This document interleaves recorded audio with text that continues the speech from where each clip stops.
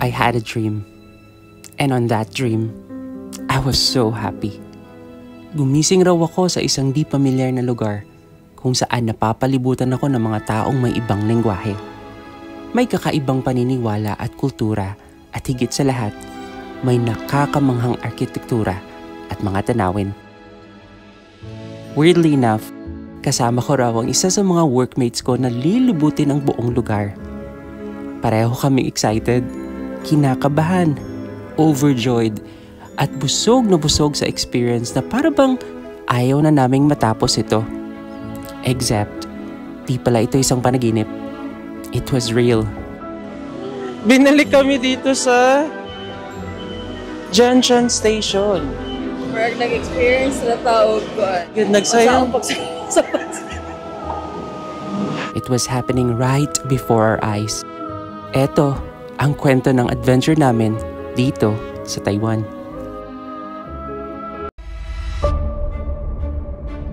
Shiman Station, transfer station for the Green Line.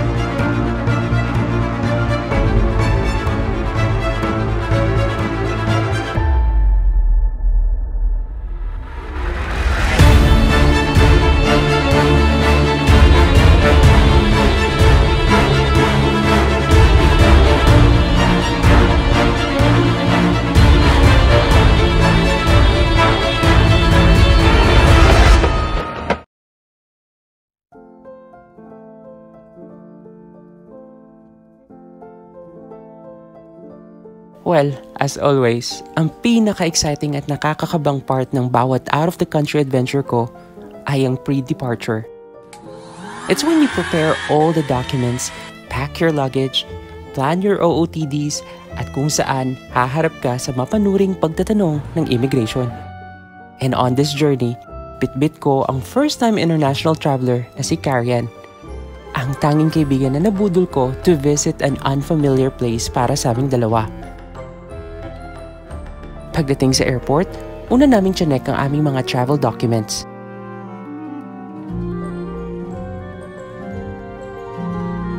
Nag-drop ng luggage, at saka nagbayad ng travel tax na ikukurakot ng mga politiko, char. At di nagtagal, time for immigration. Ready ka na ba? Yes.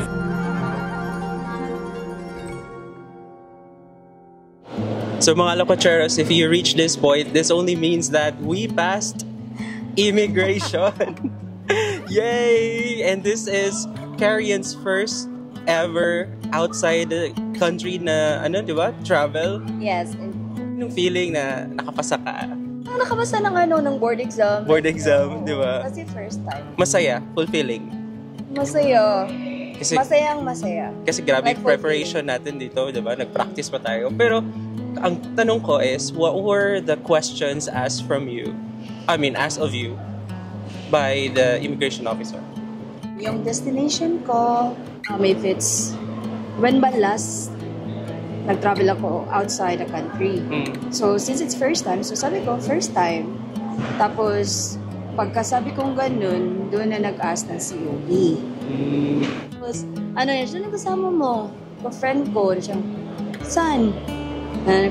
Yun, sir. Yung una?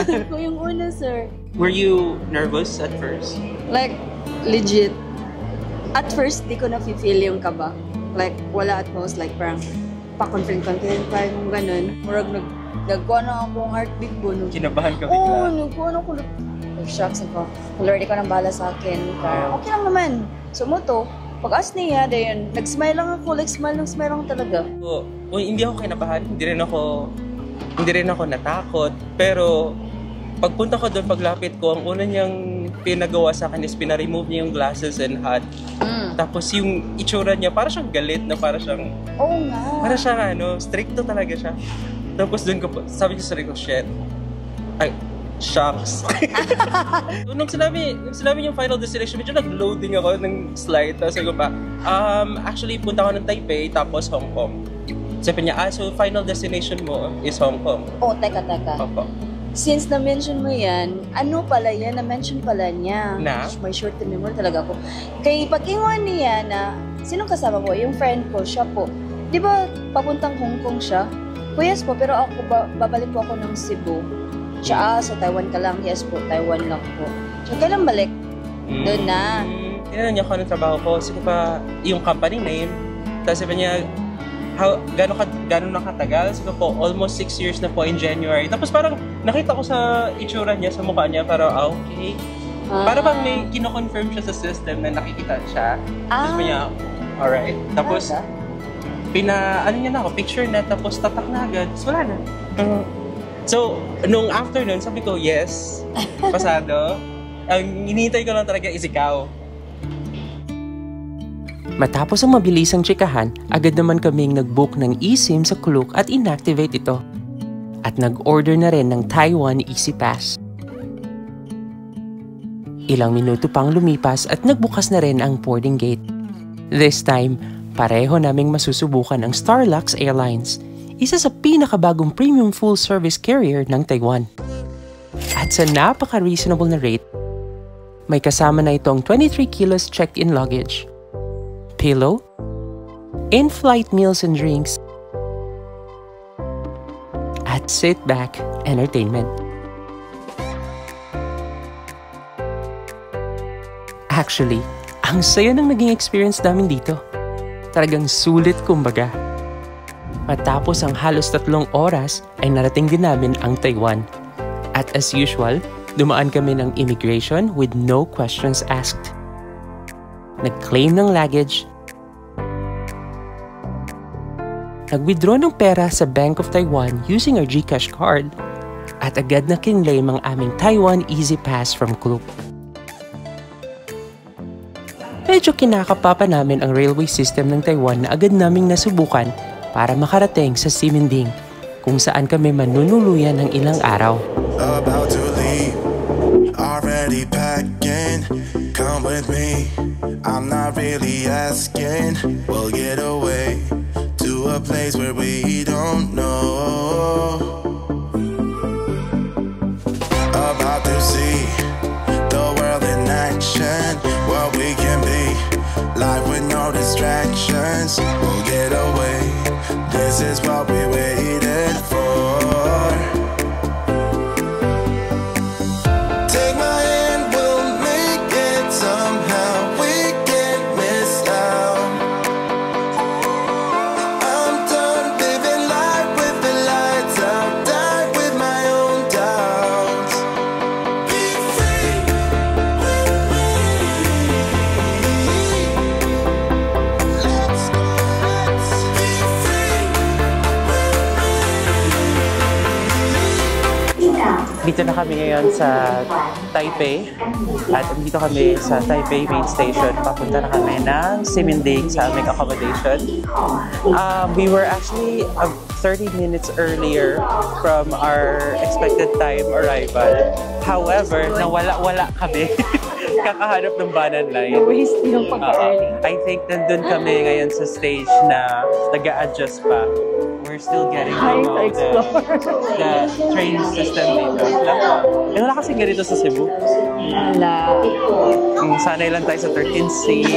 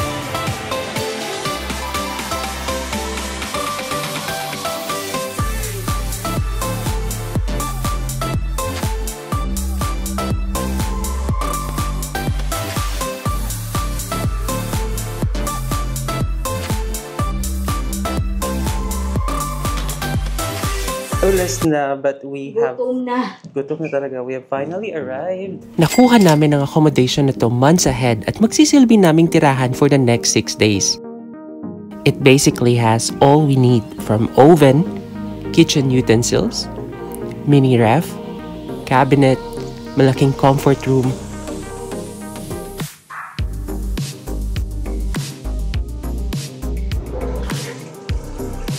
at higit sa lahat, a comfortable bed. Hello? Okay.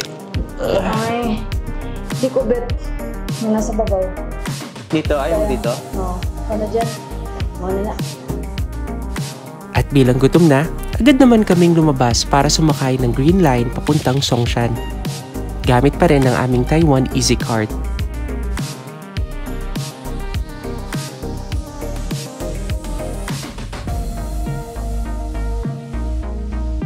Pagod at antok man, pinilit pa rin naming marating ang Raohe Street Night Market, na kilalang kainan ng street food dito sa Taiwan. Sa dami ng pwedeng pagpilian, dito kami sa barbecue napunta.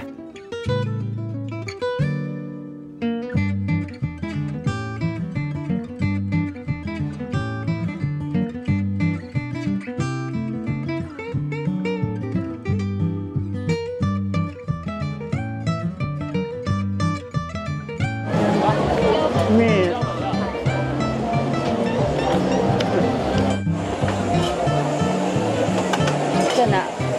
Parang heart? Pinilahan din namin ang sikat na pork at beef bun na isa ring Michelin star.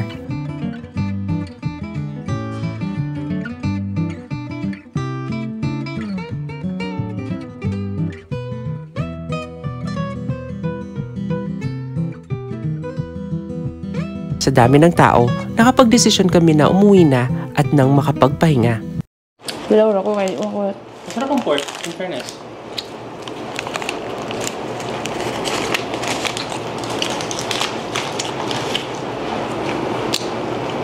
May gusto kong beef. Dami. Kaya mahal. Mahal yan, babe. 85, 65. Kabang. I mean, okay lang, but di ko ano. Kulang pa ng konting asin.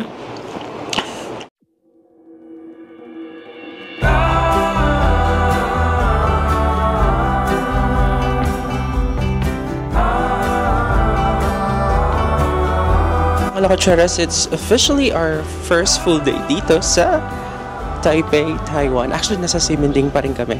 Kasi dito kami nagstay for like good 5 days. At dito kami ngayon malapit sa sikat na Rainbow Street.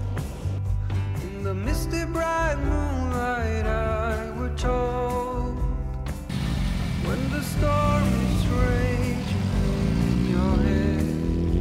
Katapos lang namin guys dun sa Rainbow Street. At ngayon hahanapin namin si Lolo Scallion Pancake. Scallion pancake? At nandito lang daw siya sa may Simending Street. I think is somewhere here. Ang sabi kasi dun is malapit sa Starbucks. You were chasing your dream, and I gave you a rose that you kept concealed, kept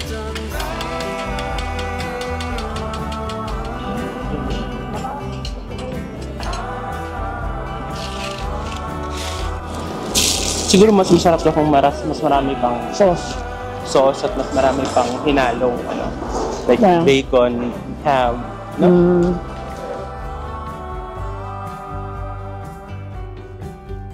when the stars close bright. Wait.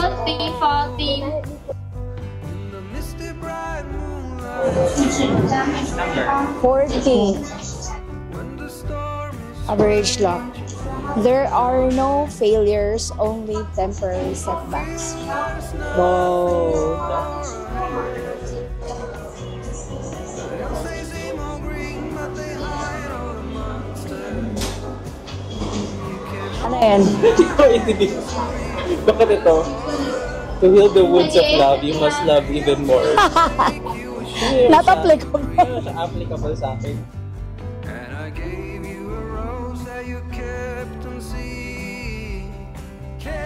Ano lang? Yes!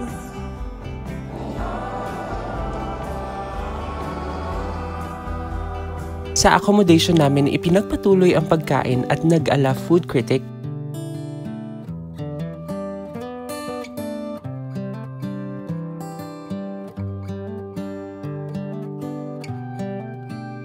Yeah. Jelly. May lasa talaga. Tamis. 8. 10 is the highest. 8 lang, hindi naman ako masyadong mahilig sa milk tea. Ako, 6. Sige. Anong rating mo sa Xiaolong Bao? Oh, 10. 10 ka dyan. Ako, 9. Di nagtagal, Time, punta na kami ng Chiang Kai-shek. At may kasama po akong nag-change outfit. Iba po siya. Hindi po siya masyadong nagpatuloy kami sa aming gala. This time, isa sa pinakakilalang pasyalan at may malaking ambag sa kasaysayan ng Taiwan ang aming pinuntahan, ang Chiang Kai-shek Memorial Hall.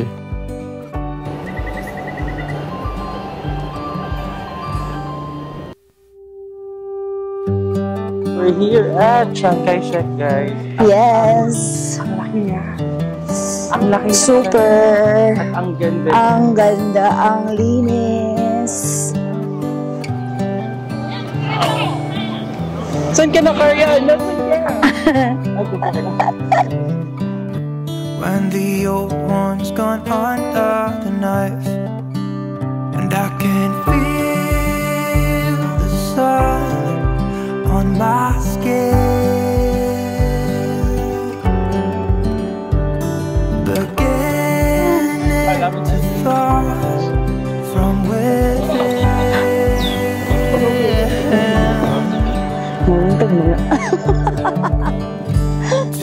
Today and not tomorrow, there's no time to borrow.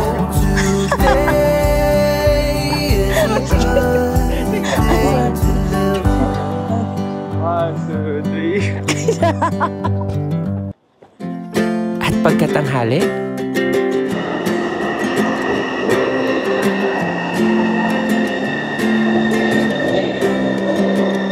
agad naman naming dinayo ang pinakasikat na building sa Taiwan, ang Taipei 101. We got time on our side. We're in a state of hope. I need you on my fire. I want you to know that every time you're away, I long for you so much I can find my way. We got everything here, at least to stay alive. And the time that we share makes it all worthwhile. Got this place on our own. Do you feel that we got something strong? At para makamura at makita pa rin ang buong Taiwan sa mas mataas na anggulo, dito kami sa Simple Cafe pumila at naghintay ng aming turn. Ilang minuto pa ay narating na namin ang 88th floor ng Taipei 101.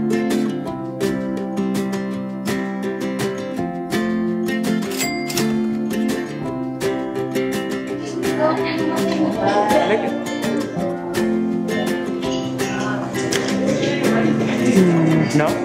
Gusto mo parang siyang ice cream? Ano pa kato di ka ganahan?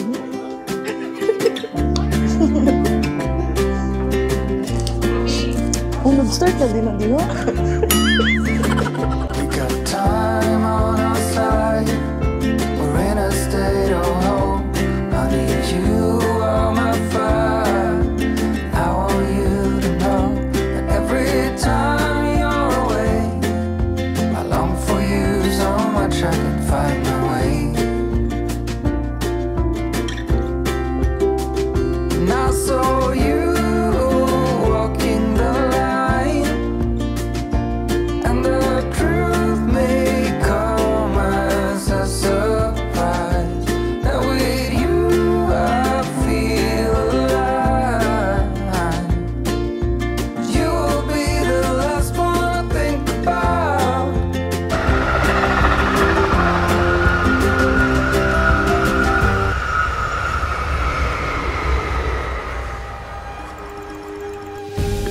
One of the best things about Taiwan is their railway system and how every destination is interconnected with it.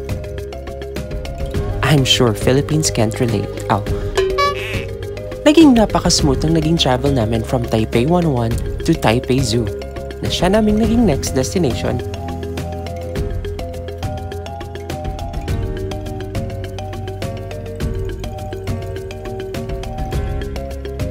Few meters away from the Taipei Zoo station is the Taipei Zoo. At dahil nakapag-book na ako ahead through Klook, di na kailangang maglinya. So finally, we're here at Taipei Zoo.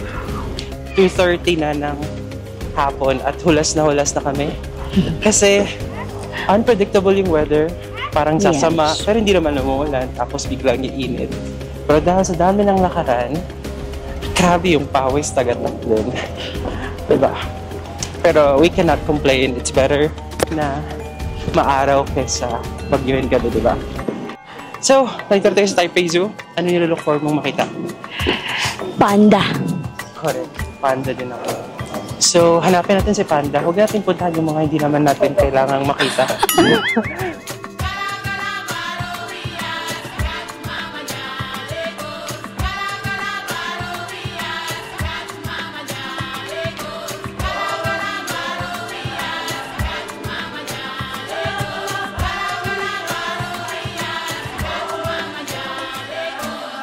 Nandito pa rin kami, naghahanap ng Pwedeng makita. pwedeng makita. Wala pa rin yung gusto namin makita na Dako panda. kay siya. Medyo malawak to. Nga pala, we only paid 187 pesos each dito sa Taipei Zoo through Klook. And that's a discounted price kung may mga platforms ka from vloggers. So, hanapin natin ang iba. Gusto ko talaga makita ng panda, koala, rhinoceros, at saka dinosaurs. Bawal na pala dyan. Wala. Bawal yan.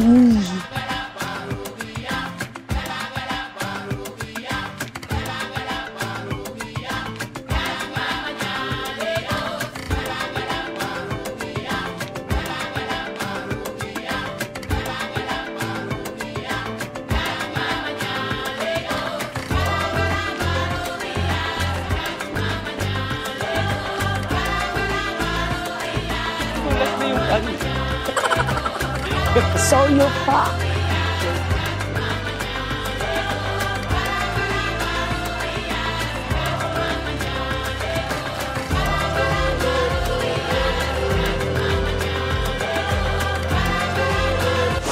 First time ko actually makakita ng sloth. Me too. Malaki siya, pero hindi naman pa siya ganun kabagal, kumilos or masyadong makupad, no? Mas mabagal pa si Trix natin.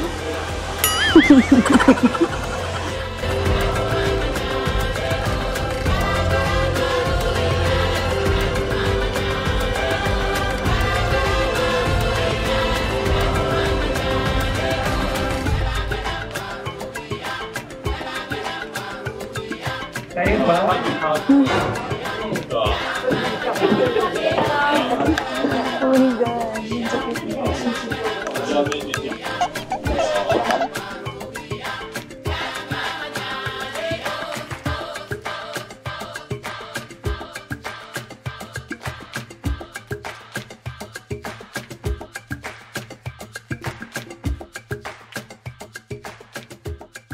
Alam mo, while roaming, I can't help na of course ma-happy kasi may mga nakikita kang mga animals na gusto mong makita or never mo pang nakita.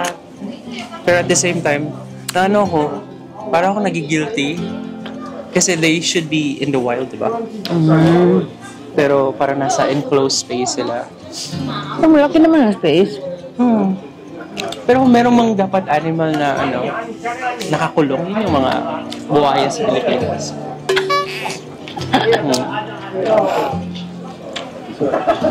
Sarap siya. Ako makita siya. Lasang mangga. 95? Magkano 95? Almost 200. Nag-convert. Mas maganda talaga hindi na mag-convert, no? Kasi kung mag-convert ka, masasaktan ka. Isang ganito, almost 200. Kasi it doesn't work that way, man. Good. Yeah. Here. So, tip, kung nasa ibang bansa ka, do not convert. Bale, sa last part na lang talaga magkakagulatan. Alaman mo na, wala ka na pala pera. Matapos i-explore ang Taipei Zoo, kami ay sumakay muli ng MRT pabalik ng Taipei. Laking tulong talaga ng ChatGPT sa akin na siya kong naging guide to get from one station to another. But having a guide is different from decoding the MRT stations and platforms in Taiwan. It's a skill that gradually grew in us as days passed, lalo na at pareho kaming walang sense of direction. As we transferred from brown line to red line, number of steps were accumulating. It's been a long, tiring day, so just imagine ang pagod namin. We also needed to top up our Easy Card para makasigurong makakasakay kami.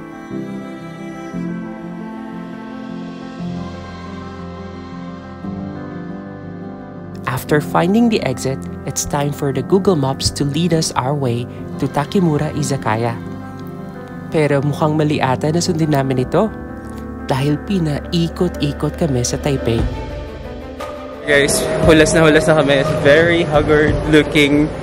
Kakahanap sa next photo spot na gusto namin puntahan, yung Takimura Izakaya. Sikat yan siya sa TikTok na may hindi siya. Isa siyang photo spot na may background ng Taipei 101 at mag-ilang minutes na rin kami naglalakad, pero umaasa na lang kami ngayon sa Google Maps. Uy, pero tingnan mo ang background natin, no? Oh, diba? Ayan. Hindi, malapit na. Hanggang sa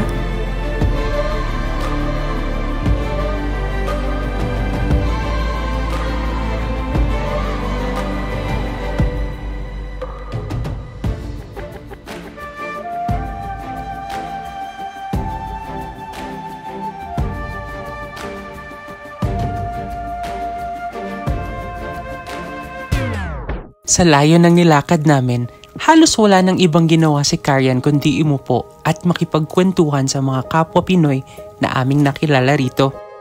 Ang isa ay solo traveler din, habang ang isa naman ay kasalukuyang teacher dito sa Taiwan. Libot-libot muna kayo habang naghihintay. Libot, like legit. Ilang instances lang ako nakaupo. Today?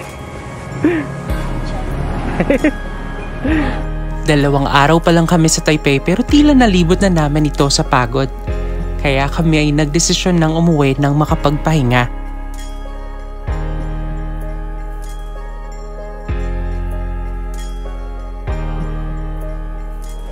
Kinabukasan, maaga kaming gumising para marating ang isang kilalang pasyalan na binansagang the Switzerland of Taiwan na matatagpuan sa Yangmingshan National Park. Upang makarating dito, kinailangan namin sumakay ng MRT Red Line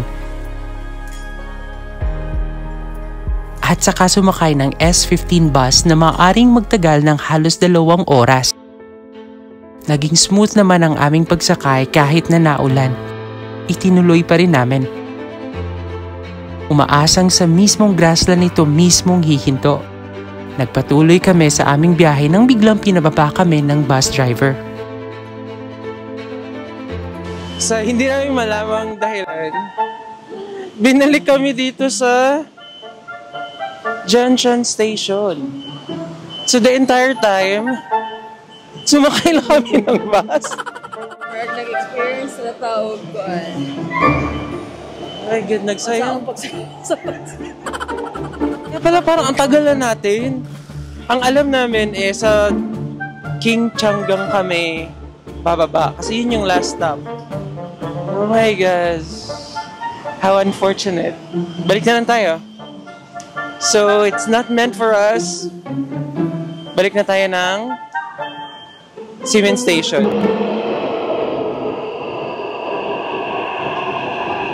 Bilang mga first-timers dito sa Taiwan, natural lang na mga pa kami. Manibago. Siguro mas masarap na kung mas marami pang sauce at mas marami pang hinalong like bacon, ham. Mamangha. Ang laki niya. Super! At ang ganda. Ang ganda, ang linis. At maligaw ng paulit-ulit. Hulas na kami. It's very haggard looking. But honestly, that's part of the fun. Those little detours are what makes the trip unforgettable. In the end, you don't just remember the places you've been to, but also the adventures it took to get there.